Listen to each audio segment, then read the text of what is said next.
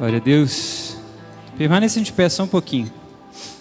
Quem está com Bíblia aí, segura sua Bíblia, por favor. Levanta ela. Fala assim comigo. Não há nada mais profético que a palavra. E eu tenho um recado para vocês. Ele é a palavra.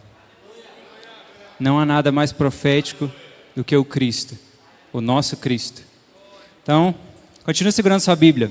Fala assim, Senhor, vamos orar. Senhor, coloque fogo nesse sermão, para que esse sermão não precise ser lançado no fogo.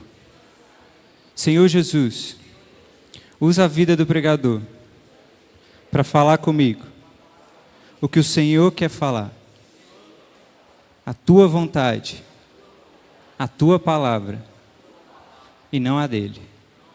Em nome de Jesus, amém. Amém? Vamos, clique.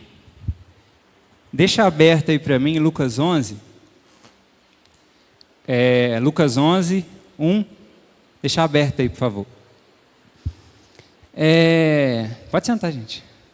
Glória a Deus. Eu vou só fazer uma introduçãozinha aqui.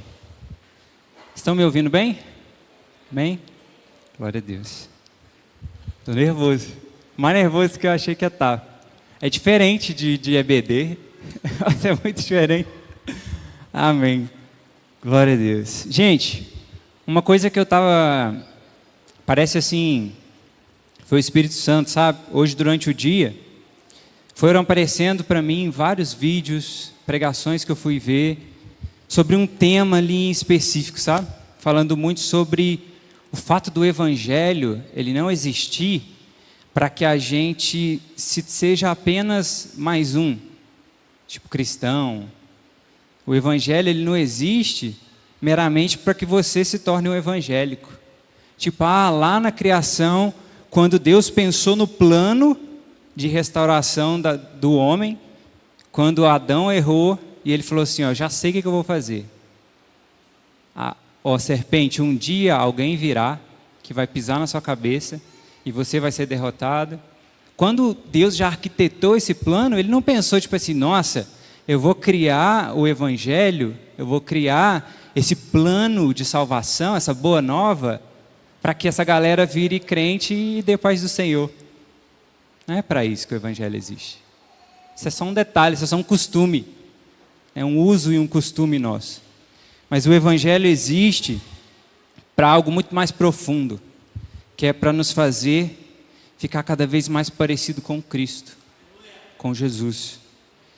Então Deus, ele não chamou a gente para meramente ser crente, para ser meramente arminiano, calvinista, ou qualquer outra coisa. Ele nos chamou para sermos parecidos com Cristo, para negarmos os nossos prazeres, para termos a mente de Cristo. Por que a palavra, só uma introdução, por que a palavra não diz assim, tenham vocês a mente de Jesus? Fala, tenham vocês a mente de Cristo. Porque Jesus, o termo Jesus, vai representar uma pessoa histórica de Jesus. É um cara que veio em carne, mas o Cristo representa aquele que tomaria a sua cruz, aquele que negaria a si mesmo. Então por isso que fala para a gente assim, cristãos, tenham a mente de Cristo, porque a mente de Cristo é uma mente de uma pessoa que nega a si mesmo, que vive não de acordo com as suas vontades, mas de acordo com a vontade do seu Cristo, do seu Senhor, do seu Salvador. Nessa noite eu queria falar sobre aprender a orar. E aprendendo a orar, falar sobre orações corajosas, que nós como cristãos temos que aprender a fazer. Sair desse lugar de eu sou só crente, só evangélico, que quero o que eu quero, que quero que Deus faça as minhas vontades, para esse lugar de cristão, pequeno Cristo, que nega a si mesmo, que faz orações que afligem a sua própria carne, orações que colocam você de joelhos. Vocês estão entendendo? Amém? Então, conheçamos e prossigamos em conhecer o Senhor. Amém. Vamos lá. Antes de você passar aqui, Nick, em Jeremias, não precisa abrir não. Vai falar para a gente buscar a Deus.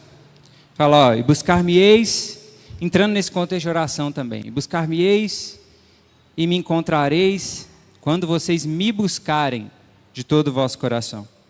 Acho legal porque eu estava lendo isso e me saltou aos olhos esse me buscarem.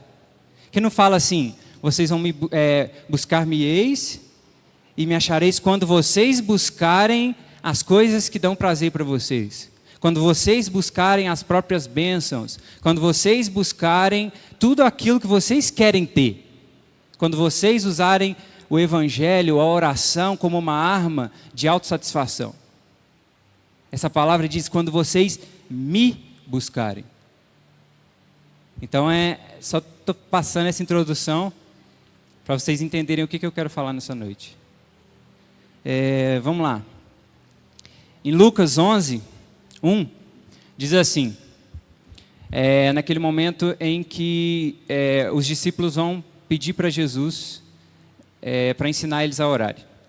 E aconteceu que, estando ele a orar num certo lugar, quando acabou, lhe disse um dos seus discípulos, Senhor, ensina-nos a orar, como também João ensinou os seus discípulos. Senhor, ensina-nos a orar. Esse versículo 2, o foco da nossa ministração hoje é em cima desse Senhor, ensina-nos a orar. Mas antes eu preciso falar do versículo 2, bem rapidinho, pode pôr no 2, Nick. E ele lhes disse, Jesus, quando vocês orarem, digam assim, Pai nosso que estás nos céus, santificado seja o teu nome, venha o teu reino, seja feita a tua vontade, assim na terra como no céu. Esse segundo versículo é legal porque ele dá o tom da oração. Quando ele pergunta, quando os discípulos viram e falam, me ensina a orar, mestre. Ensina a gente a orar. E aí no versículo 2 e no 3 depois, Jesus vai dar o tom da oração. Ele vai ensinar. Falar, é assim, desse jeito. E em nenhum momento, essa oração, esse ensinamento é voltado para si mesmo, para o próprio homem. Não é uma oração em si mesmada, voltada para si mesmo. Até na parte que vai falar assim, pode passar o 3, por favor, Nick, só para me lembrar. Ó. Dá-nos cada dia o nosso pão. Acho que até nessa parte não tem muito a ver com Deus me dá alguma coisa. Quando eu olho esse versículo, o que me chama a atenção é pensar tipo assim, ó, Deus está falando, ó, pede-o de cada dia, mas para quê? Para que você aprenda a ser grato com o que você recebe todos os dias. Esse versículo talvez tenha mais a ver com gratidão do que com pedir alguma coisa. Então, toda a oração do Pai Nosso é o Senhor ensinando para a gente assim, ó, é assim que ora, não tem nada a ver com vocês, tem tudo a ver com um reino e com um rei. E é isso que a gente vai falar hoje, ensina-nos a orar. Primeiro, pode voltar no 2, Nick, só para vocês entenderem, olha para você ver como que isso é profundo, muito profundo. Quando Jesus vira e fala para os discípulos, ele está falando para os discípulos, para aqueles próximos, digamos assim, para aqueles que entenderam o Evangelho, que caminham com Cristo. Ele está dizendo assim, ó, você vai chegar para Deus e vai falar, Pai. Já temos aí um indício de identidade. Você vai se identificar como filho. Você sabe quem você é. Você chega diante de Deus e fala, Deus, Pai, Abba. Só que aí ele traz um segundo termo, que é o nosso. O nosso já dá uma dimensão de comunidade, de unidade. Deus, ele não fala para você orar só para você. É para o todo. Porque o Pai não é seu, é nosso. Existe um grande poder nessa oração. Quando você ora, Pai, derrama, mas não só sobre mim, sobre nós. Porque o Pai não é só meu, é nosso. Certo? Ó, que estás no céu. Essa parte é uma das que eu mais gosto. Porque isso remete a uma questão de você entender o que Deus é, quem Deus é, onde Deus está. E automaticamente você entender o que você é, quem você é e onde você está. É tipo assim, Pai nosso, meu Pai, eu sou teu filho. E Ele é nosso. Ele é um Deus que se importa, não é um Deus que quer só um, Ele quer salvar todos. Amém? E aí Ele diz, orem assim que estás no céu. Nesse momento você fala, ó Deus, eu sei que o Senhor está, o lugar de Deus, eu sei que você está acima de mim. Eu sei que você está além de mim. Eu sei que você é maior do que eu. Então, ai de mim, querer colocar o meu coração em um lugar maior do que o Senhor. Ai de mim querer tomar o seu lugar. Então você entende qual que é o lugar dele, que estás no céu, acima de nós, poderoso, soberano, único, majestoso, Rei sobre todos os reis, Senhor sobre todos os senhores. E eu, mero mortal, maltrapilho, necessitado, alcançado pela graça e posso chamar Ele de Pai. Entende o peso do ensinamento dessa oração? Santificado seja o teu nome. A gente nem precisa falar muito desse ponto. Essa noção de adoração, de entender que Ele é santo e um Deus santo não aceita qualquer coisa, não aceita qualquer oferta, não aceita aquilo que realmente não é profundamente coração, como a Abel e Caim, por exemplo. A gente vê ali claramente uma questão de motivação de coração. Deus é santo, Ele não aceita qualquer coisa, Ele não aceita algo que custe, que não custe. Então, eu gosto muito do lema da nossa igreja, santidade ao Senhor. Sou apaixonado com esse tema, porque isso chama a nossa atenção, sabe? Grita nos nossos ouvidos, tipo, santidade é importante. Não dá para você ver uma vida de cristão fingindo que santidade não é importante. Isso é muito importante. Tanto que Jesus ensina a gente a frisar isso. Santificado seja o teu nome. Ele não está ali, fala grande é o teu nome, poderoso é o teu nome. É isso também, mas ele frisa santificado. Isso tem um peso. Agora, talvez o que vai fazer mais sentido dentro da nossa palavra aqui nessa noite. Essa parte, ó. Venha o teu reino. Você está dizendo assim, o Jesus está ensinando assim, ó. Cara, discípulos, filhos, ora assim, eu não quero que a minha vida seja como um reino dessa terra. Eu não quero que a minha vida seja governada por algo que é dessa terra. Então quando você fala, venha o teu reino, você está falando assim, Senhor, eu não quero ser reinado por outro que não seja o Senhor, que é o Rei. Então venha o teu reino. Aí vem a segunda parte, seja feita a tua vontade, não a minha. Mas quantas vezes nós como cristãos só nos preocupamos com a nossa vontade, o nosso querer. Seja feita a tua vontade e não a minha. Acho que os momentos de oração mesmo, em que eu me senti mais tocado pelo Espírito Santo na minha vida, foi quando eu me coloquei diante de Deus e falei, Senhor, faz do seu jeito, não faz do meu. Seja feita a sua vontade e não a minha, porque isso faz diferença. Jesus não ensinou isso à toa. E ainda vem, ó, assim na terra, para fechar, como no céu. É esse ponto, ele tá ensinando a gente a pedir, Senhor, traz a cultura do céu para cá. Traz essa cultura. O que acontece no céu que o Senhor tem que trazer para cá? Se os anjos te adoram no céu, ensina a gente a te adorar aqui também.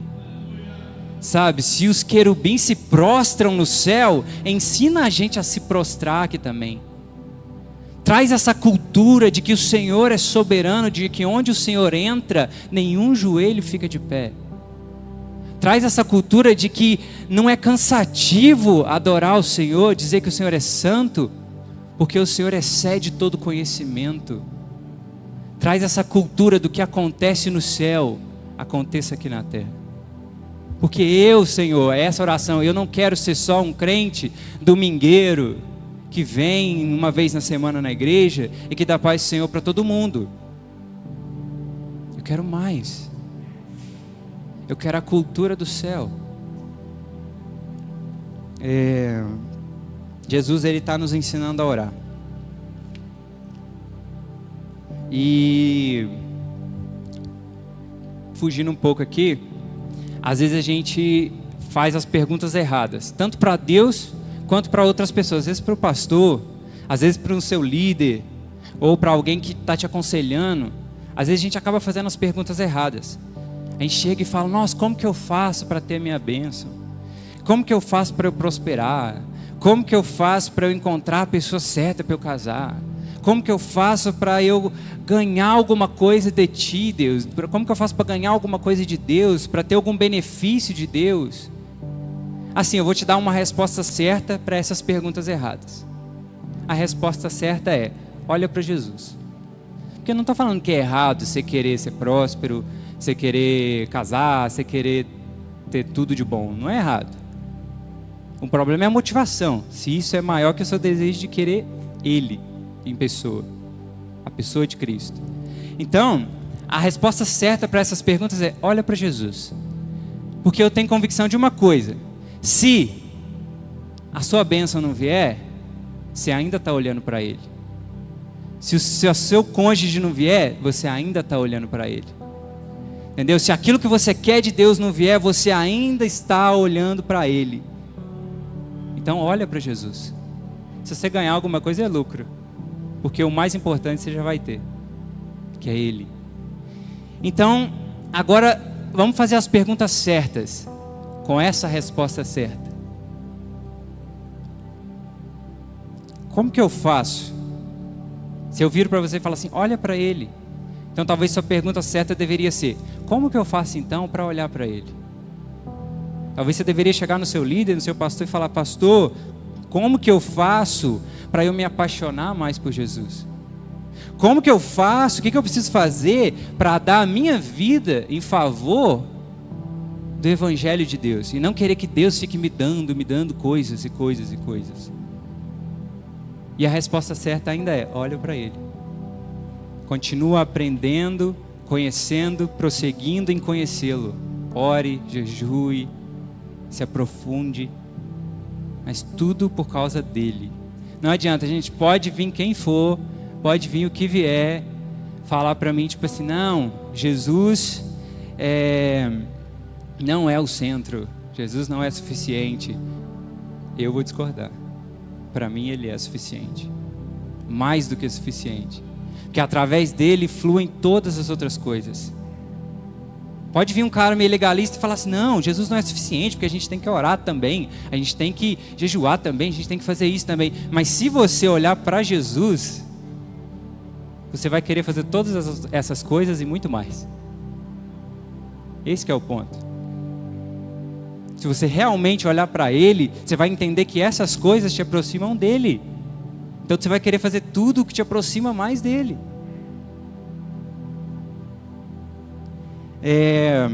Nick, Tiago 4, 3. Tiago 4, 3. Eu quero fazer uma explanação dessa parte de Tiago. É um dos meus livros favoritos aí. Ainda falando sobre oração, diz assim, ó. Vocês estão entendendo? Amém? Glória a Deus. Pedis e não recebeis, porque pedis mal, para o gastardes em vossos deleites. Segura aí, Nick, tira não. A pergunta que fica quando eu olho isso aqui é tipo assim: o que eu tenho pedido? Para onde as minhas orações têm apontado? Quando eu estou ali no meu secreto, quando eu estou aqui na igreja, o que eu tenho pedido para Deus? Para onde as minhas orações estão me levando? E mais importante ainda, para onde as orações suas estão levando a igreja de Cristo? Porque você não ora só para você. O Pai é nosso, não é só seu. Você ora para você, você ora para a igreja. Para onde as suas orações estão direcionando você e para onde as suas orações estão direcionando a igreja, que você faz parte, a igreja de Cristo, não a igreja placa, a igreja de Cristo, a noiva. Para onde as suas orações estão direcionando. O Francis Chan, no livro Deus Esquecido, fala uma coisa muito legal, vou ler aqui. Como ficaria a sua igreja e a igreja como corpo de Cristo se todas as pessoas tivessem o mesmo grau de comprometimento que você tem? Se todo mundo doasse, servisse ou orasse exatamente como você, será que a igreja seria mais saudável e cheia de poder? Ou seria uma congregação de cristãos fracos e apáticos? Você fala, nossa, Marcos, não precisava disso. Precisava.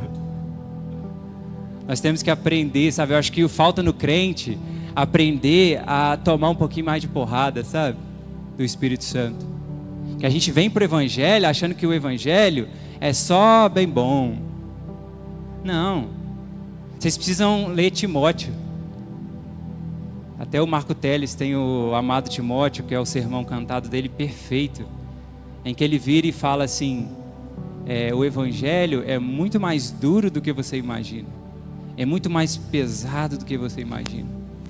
Mas assim, a recompensa é a melhor. Mas o Evangelho não é fácil.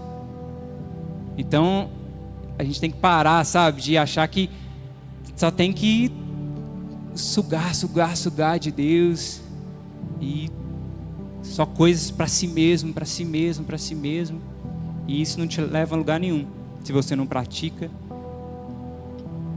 se você não coloca o seu coração dobrado.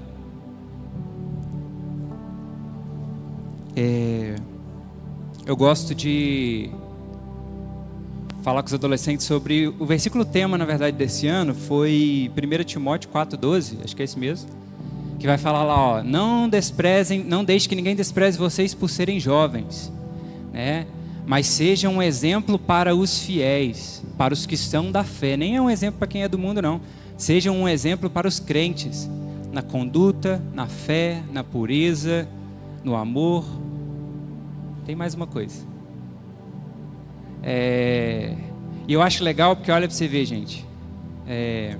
Um adolescente, essa semana chegou para mim, estava ali fora, aí eu virei e falei assim, não sei se eu deveria falar isso não, mas eu acho que eu vou falar. Vou aproveitar a vibe. Um adolescente chegou para mim essa semana, estava ali fora, eu falei com ele, vem para dentro, fica aqui fora não. Ele falou assim, mas tem gente da igreja que fica aqui fora, na hora do culto.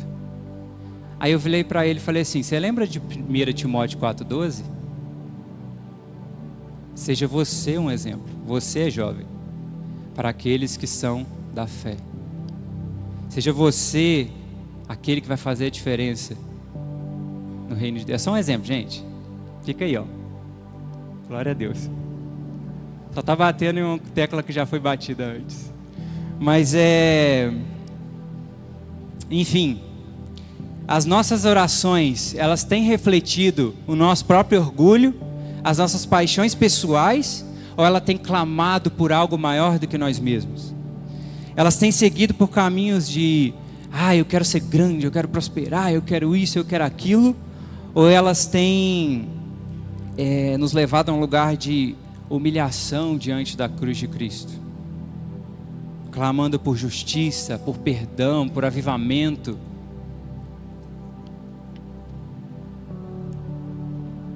Nick, versículo 2, quer dizer, o 4, desculpa, 2 não, 4. Adúlteros e adúlteras, não sabeis vós que a amizade do mundo é inimizade contra Deus? Portanto, qualquer que quiser ser amigo do mundo constitui-se inimigo de Deus. Adúltero é todo aquele que adultera algo, que corrompe algo. Adultério não é só para casamento. Adultério, se você adultera uma coisa, você se torna um adúltero daquela coisa. Certo? Se eu entre aspas, se eu adulterar essa água aqui julgando alguma coisa suja aqui, essa água vai ser adulterada. E eu posso me tornar um adúltero dessa água. Tipo assim. Então o adultério, ele não é só para casamento. Ele também é para a sua vida espiritual, para a sua vida com Deus. Até porque sua vida com Deus também é um relacionamento. É um casamento, de certo modo. Então, quando um homem ele corrompe a aliança que ele tem com a sua esposa, adicionando um terceiro elemento, ele se torna um adúltero. Então, quando eu adiciono um terceiro elemento na minha oração, na minha vida com Deus, eu me torno um adúltero. E aí, tipo assim, esse elemento são as coisas do mundo. Mas talvez eu possa dizer assim, quando eu deixo o meu orgulho entrar nessa relação, eu estou adulterando a minha relação com Deus. Porque o meu orgulho não é uma relação a três. É eu e Deus. Então, se eu deixo o meu orgulho tomar conta e ficar tipo, não, Deus, faz isso aqui pra mim, faz isso assim, eu não vou perdoar tal pessoa, eu não quero fazer isso, eu não quero fazer aquilo. Isso se torna uma adulteração da sua relação. Então o importante é saber que é impossível misturar duas coisas. Não tem como você ter Deus e as coisas do mundo assentadas no mesmo trono do seu coração. Não tem como você ter um relacionamento de amizade com o mundo e um relacionamento com Deus ao mesmo tempo. A verdade é que o sistema do mundo, olha que interessante, o sistema do mundo sempre, absolutamente, sempre vai ser contra o sistema de Deus. Porque a própria Bíblia diz que o mundo jaz no maligno. Não tem como o que é do mundo ser amigo de Deus. Então, por que eu estou falando disso? Porque a gente está falando de oração, tá? Falou lá no início, vocês às vezes, vocês pedem e não recebem, que vocês pedem pelos motivos errados, para si mesmos, para o seu próprio crescimento. E aí traz outro ponto também, você não pode orar pedindo para Deus alguma coisa se você tem uma amizade com o mundo e achando que Deus vai te ouvir. Porque lá na frente, mais para frente, tem outro versículo, não precisa abrir ele não, mas que vai falar que, acho que é Tiago 1:5, não precisa abrir não, Nick.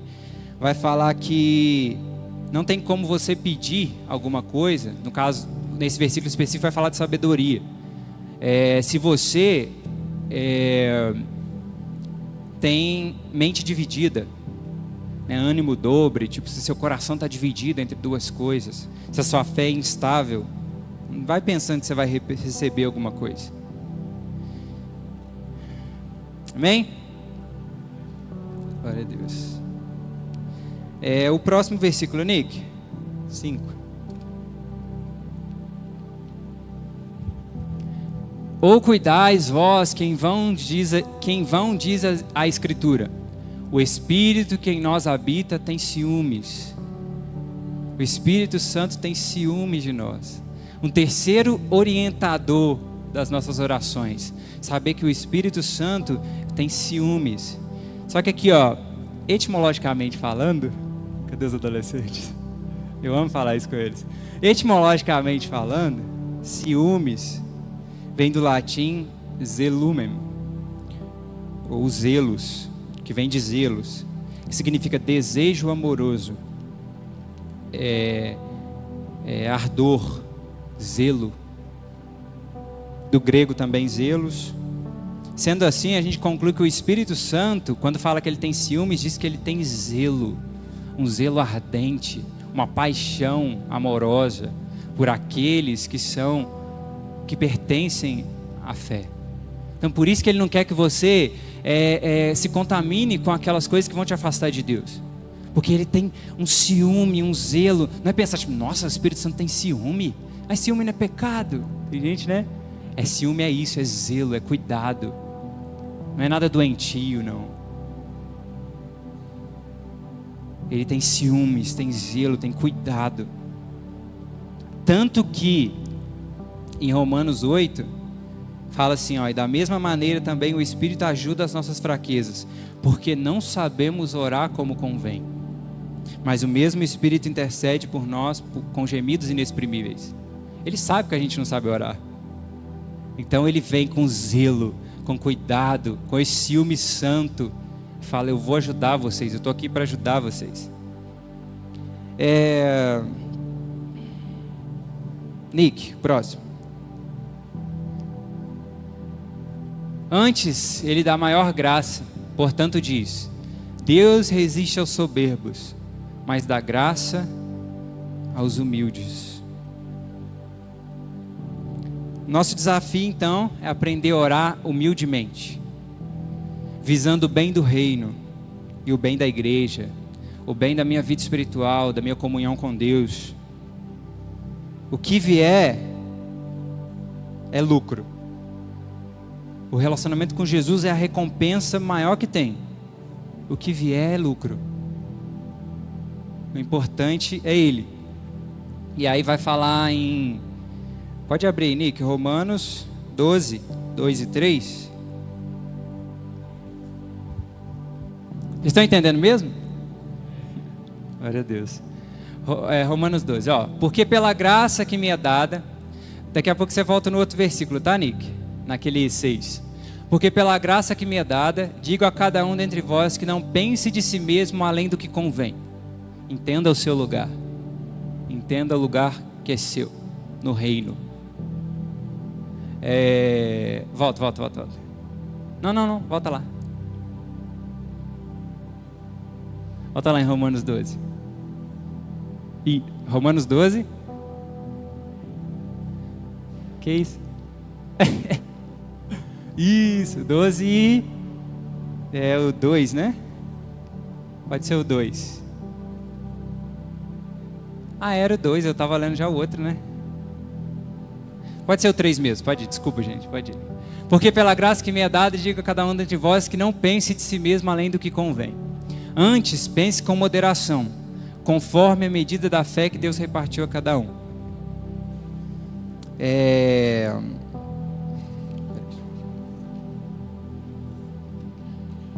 Entenda o seu lugar. É isso que eu falei. Como eu falei lá no Pai Nosso, vai falar sobre Ele está no céu, Ele está acima. Então esse lugar de pessoal não pensa muito além de si mesmo, porque quem fez isso caiu. Quem pensou muito de si mesmo caiu. Satanás, né, Lúcifer pensou muito de si mesmo e caiu. Talvez a gente pode olhar, talvez Eva ali, Adão, quiseram muito para si mesmo, caíram. E vários outros exemplos. Então, que nós possamos entender o nosso lugar. Acho que esse é um dos maiores meios de encontrar nossa humildade em Cristo. Sabe, acho que quando a gente começa a entender nosso lugar em Deus, até aquilo que te gloria, não te gloria. Gloria a Ele. Porque a palavra diz, aquele que se gloria, gloria-se no Senhor. E você começa a entender, quando alguém te elogia, você vai falar, já sei por que eu recebi esse elogio. Porque graças a Ele, eu tenho a capacidade para fazer isso que essa pessoa me elogiou.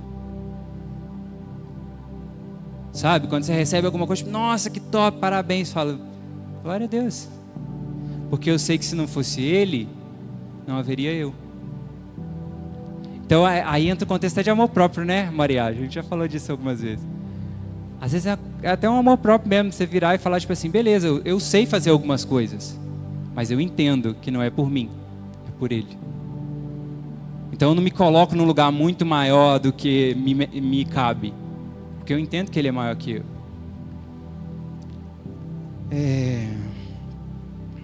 Glória a Deus. Vamos falar sobre, pra gente fechar? Eu nem sei que hora que nem acabar bastante.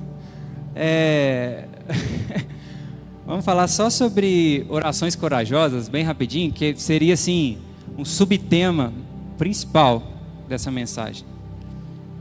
Eu acho que a gente precisa ser um pouco mais corajoso em nossas orações. Corajoso em que sentido? É optar sempre por orar alguma coisa que agrada mais a Jesus do que a mim mesmo, que revela mais dele na minha vida do que revela mais eu para a vida dele, para a minha comunhão com ele ou com os outros. Orações que nos transformam e transformam o mundo à nossa volta. Então tem, eu acho que 3 tipos, vamos dizer assim, de orações corajosas que a gente pode ter. Aquelas pessoais, que a gente ora pedindo para Deus trabalhar alguma coisa em nós. Não é pessoal, tipo, Deus me dá alguma coisa. Não, estou falando de coisa material. Se você entendeu a mensagem até aqui, você sabe que eu não estou falando de coisa material. Então é aquela oração pessoal que você fala, Deus, trata aqui. Nossa, eu não consigo perdoar aquela pessoa. Trata, Deus. Pode, sabe? Isso é uma oração corajosa, porque você sabe que se você orar, Deus vai mexer. E vai doer. E aí você fala, eita Deus, mas trata aqui que eu preciso perdoar e eu não gosto, não quero. Ah, Deus, trata o meu caráter, porque a minha vontade é de fazer isso. E isso é um desvio de caráter, que eu preciso que o meu caráter se aproxime do seu, pareça mais com o seu, porque esse aqui está capengando. Minha vontade é de fazer um monte de coisa de errado. Isso é uma oração corajosa. Pessoal. Aí tem aquela de intercessão, oração corajosa de intercessão. Quando você toma todo o Espírito Santo que tem em você, e às vezes alguém chega para você, nossa, estou sentindo uma dor. E aí você fala, vem cá, deixa eu orar por você. É uma oração corajosa, intercessória. Você vai chegar na pessoa, Deus, cura a pessoa aqui. Ou Deus, intercede pela pessoa aqui que ela está precisando de você. Ou também até na sua casa, você orar para Deus salvar alguém. Já viu aqueles testemunhos da esposa que vem na igreja e ora 20 anos para o marido ser convertido? É isso, é uma oração corajosa. Você chegar diante de Deus e falar, Deus, eu não vou desistir. Pode ser 20 anos, 20 dias, 20 meses, pode ser minha vida toda. Ele pode converter depois que eu morrer, mas eu intercedo por ele aqui. É uma oração corajosa de intercessão. E por último, terceira, oração de avivamento. Aquela que você ora para a igreja. Sabe, aquela que você vira, Deus, vem sobre a igreja. Faz o que o Senhor quer fazer. Não respeita a nossa vontade não, por favor. Sabe, já teve, e não precisa ser oração longa, você ficar lá 5 horas intercedendo pela igreja. Às vezes você vai falar uma coisa. Eu mandei um dia para os adolescentes, fiz questão de mandar para eles, para alguns adolescentes, num grupo que a gente tem da galera do coletinho aí, aqueles que ficam usando coletinho, que eu falo com eles que o papel deles, eles querendo ou não, estão mais à frente, aparecem mais do que os outros adolescentes.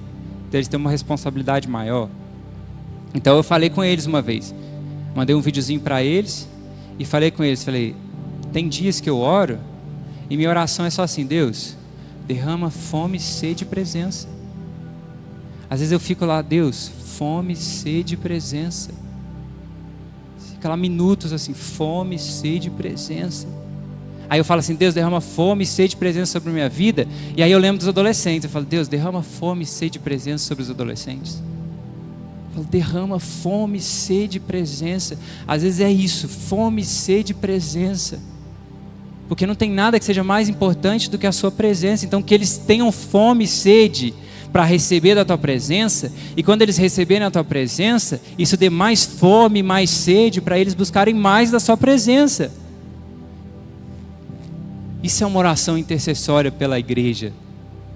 Não é só você falar, Deus, me dá, aqui eu quero receber do Senhor. Não, Deus, derrama sobre, o que o Senhor derramar sobre mim, derrama sobre a igreja. Derrama fome, sede e presença. Aí eu acho que assim, está na hora a gente ter mais coragem em nossas orações. E assim, eu estou falando, por que coragem, gente? Porque se você orar, a chance de Deus começar a fazer é muito grande o que você está pedindo. Algo que não seja para si mesmo. Porque o que é para si mesmo, às vezes eu não sei se você vai receber não. Só se for propósito de Deus mesmo. Igual, não tem problema você querer ser próximo, não tem problema querer ter as coisas. Pode orar, isso faz parte da intimidade com Deus. Nossa, Deus, queria tanto um carro assim, queria tanto uma família assim. É legal. Deus está te conhecendo, você está conhecendo Deus. Mas não deixe essas orações serem maiores que as orações que clamam pela presença. As orações que valorizam quem Ele é, não as coisas que Ele pode te dar. Então, talvez esteja na hora da gente começar a orar essas orações mais corajosas. Vou dar alguns exemplos para vocês. Senhor, mostra-me a tua face.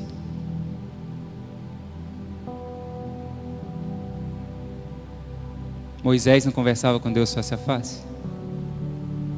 Às vezes está na hora de você falar: Senhor, mostra-me a tua face. Mas saiba que Deus vai mexer em muita coisa antes de mostrar a face dele. Porque você tem que suportar o peso da glória. Por isso que é uma oração corajosa, tá entendendo? Deus vai mover muita coisa aí. Mas talvez você se torne um baita de um avivalista. E eu espero isso. Deus, mostra-me a tua face. Lá no Global Awakening que a gente estava, o Rand Clark, ele teve um certo momento, nem sei se foi ele ou se foi num dia antes, não lembro se foi ele ou se foi outro pregador, que eles falaram assim: começa a orar, mas começa a pedir para Deus. Eles falaram assim lá no dia, no congresso: começa a pedir para Deus vir com a presença dele de uma forma tão intensa que você pensa que você vai morrer. Isso é uma oração corajosa. Tipo, Deus, vem com a sua presença com tanta força, com tanto poder, que eu ache que eu vou dar um infarto aqui, que eu não consigo suportar, e eu peça menos, Deus, menos, ao invés de pedir mais. Isso é uma oração corajosa. É perigosa, talvez você até morra aí no processo. Vai que Deus veio com tanta força, pronto, tombou. Mas amém. Senhor, derrame aquilo que o Senhor quer que eu leve para os outros. É uma oração corajosa. Não derrama aquilo que eu quero levar. Derrama aquilo que o Senhor quer que eu leve para as outras pessoas. O pessoal do profético aí, ó, ora assim para Deus. Fala: Deus, o que o Senhor quer falar para os outros? Não é o que eu estou sentindo que eu quero falar, não. O que o Senhor quer falar? Orações corajosas. O Pai Nosso total é uma oração corajosa. Por isso que eu li ele no começo. Por isso que ele é a base desse momento aqui. Que você vira para Deus e fala: Senhor, faça a sua vontade e não a minha. Acho que talvez essa seja a oração mais corajosa que a gente possa fazer. Faz a sua vontade, Deus, não a minha. Como William Seymour, quando aconteceu o avivamento da Rua Azusa, ele orou uma coisa. Ele orava assim: Senhor, vem com o Espírito Santo e com fogo. Talvez você precise orar isso. Senhor, vem com o Espírito Santo e com fogo. E essa oração causou um avivamento na Rua Azusa ali. Senhor, cura o meu orgulho. Não me dá o que eu quero, mas o que eu preciso. Senhor, agora como Evan Roberts. Cadê a Cláudia? Está aí, Cláudia? Eu amo falar do Evan e olhar para a Cláudia. Como Evan Roberts, Senhor, dobra-me. Esse dobra-me, né, na linguagem da época, na linguagem daquela cidade, daquele povoado, é mais ou menos tipo: Senhor, muda-me, transforma-me. E o cara orava isso: Senhor, dobra-me. Espírito Santo, ele falava com o Espírito Santo: Espírito Santo, dobra-me. Dobra-me e aviva Gales. Dobra-me e aviva. Quanto tempo ele orou isso, Cláudio? 13 anos. Uma oração corajosa, convicta.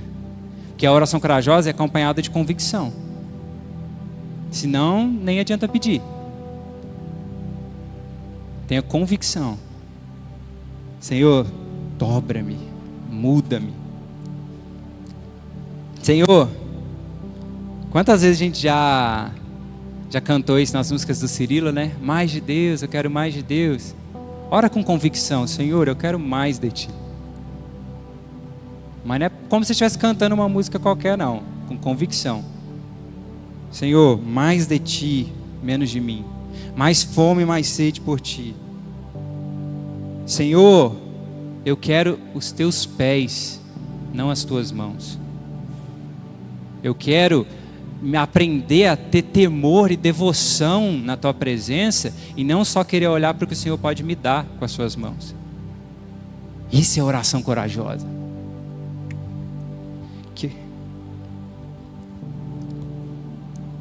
Senhor, eu quero viver em santidade. Me ensina a ser santo. Vai começar a ensinar. vai passar uns apertos, mas você vai aprender.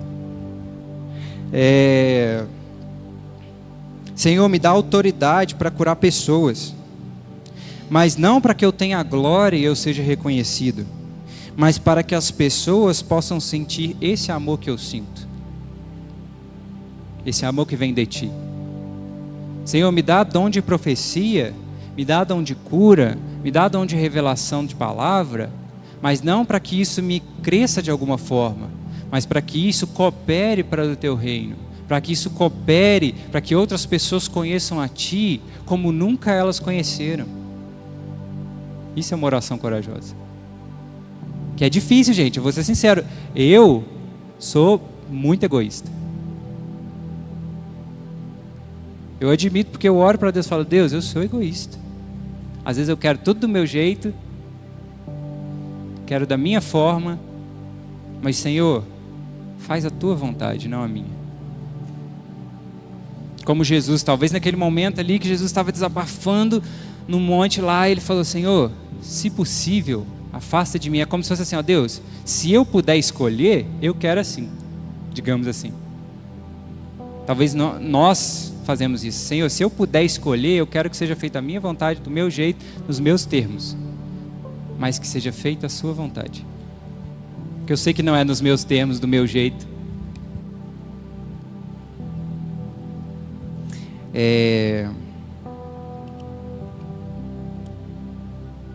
Senhor, que o meu coração seja como uma brasa viva, incendiada.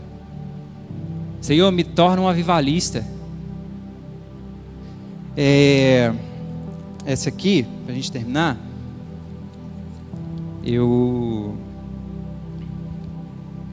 na verdade antes de eu falar essa. Senhor, derruba-me do palco e toma o Seu lugar. Senhor, tira-me desse pedestal que eu quero subir. Tira-me do trono do meu coração. E fala, eu quero mais de Ti. Dá-me experiências espirituais além das que eu já vivi, além do que eu compreendo. E uma das coisas assim que mais queima meu coração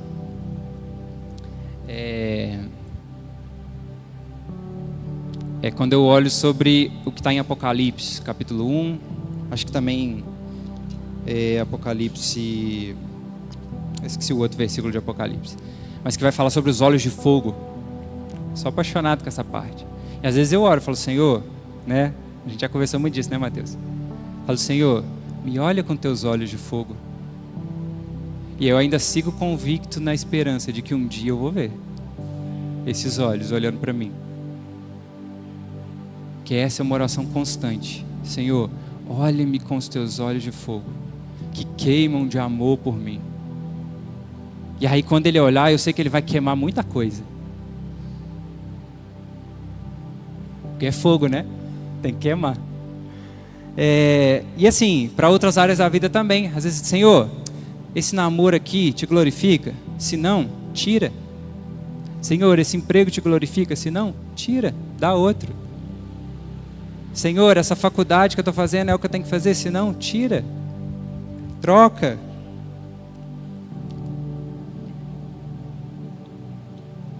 Senhor, faça com que o Espírito Santo se torne meu melhor amigo. Enfim, gente, o avivamento é Deus vindo do jeito dele, no meio de um povo sedento para que Ele venha. Agora eu pergunto, você está preparado para fazer o que o Espírito Santo deseja fazer do jeito dele e não do seu? É uma pergunta difícil de responder. Na emoção a gente fala sim, mas isso custa muita coisa.